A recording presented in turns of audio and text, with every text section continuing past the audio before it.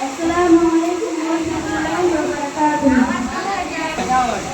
हम अपनी जान के दुश्मन को अपनी जान कहते हैं, हम अपनी जान के दुश्मन को अपनी जान कहते हैं। मोहब्बत की इसी मिट्टी को हिंदुस्तान कहते हैं, मोहब्बत की इसी मिट्टी को हिंदुस्तान कहते हैं। जनाब सदर मौजूद साथियों और मेरे सामने बैठे हुए दीनी भाइयों और बहनों, आप तमाम को मेरी तरफ से मुल्क हिंदुस्तान की आज़ादी की बहुत बहुत मुबारकबाद।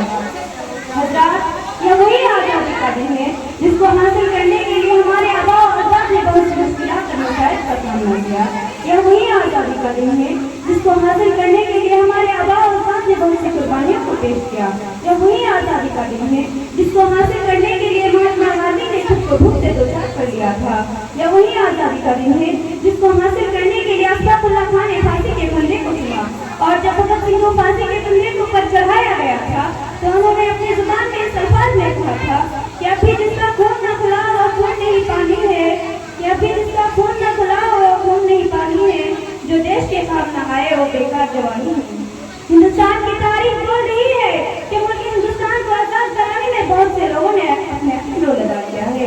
और अगर हम बहादुर शाह जफर की बात करें, जो 1857 की जंग में बहादुर शाह जफर को रंगों की कलगोटी के पीछे धकेला गया था, तो अंग्रेजों ने कहा था कि दमदमे में दम नहीं अब जान मांगो है कि, दमदमे में दम नहीं अब जान मांगो है कि, ए जफर ठंडी में शमसी हिंदुस्तान की।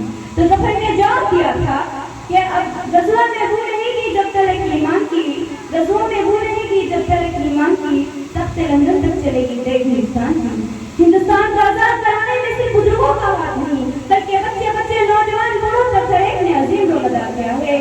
अगर हम और खुद यहाँ 10 साल के बाद अपने जान को निछावर कर रहा था, आज हर तरफ से आपको मुबारकबाद दी जा रही है और देशभक्ति का सबूत दिया जा रहा है। लेकिन हकीकत में दरअसल देशभक्ति तो यह है जो एक किसान तपती हुई थी कि भूख के नीचे पूरे मुल्क और हिंदुस्तान के लिए अनाज उगाते हो। दरअसल देशभक्ति तो यह है कि एक किसान, दरअसल देशभक्ति तो यह है कि हमारे मुल्क में रहने वाले हिंदू मुस्लिम सिख ईसाई आपस में मिलकर प्रेम का प्रचार करें। हमारी सबसे बड़ी खुशकिस्मती तो यह है कि हमारे हिंदुस्तान में हिंदू भी पैदा हुआ, मुस्लिम भी पैदा हुआ, सिख भी पैदा हुआ, लेकिन सबसे बड़ी बदकिस्मती तो यह है कि इंसानियत पैदा नहीं हुआ। अगर हम तमाम मज़ाहिब को भूल कर अमन और अमान का प्रचार करने लगेंगे तो हमारा मुल्क सच जाएगा, सवर जाएगा और इसका डंका देश देश तक मिलेगा।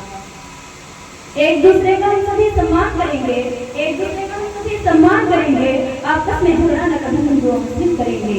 नफरत जो सिखाए हमें आपस में लड़ा कर, नफरत जो सिखाए हमें आपस में लड़ा कर, हम उसके लिए जंग का ऐलान करेंगे।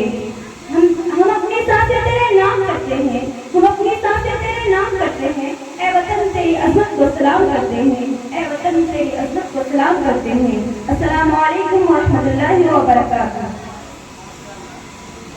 वो ना देगी दुपट्टा तुम्हें कफन के लिए, मरना है तो मरो वतन के लिए, तिरंगा तो मिलेगा कफन के लिए।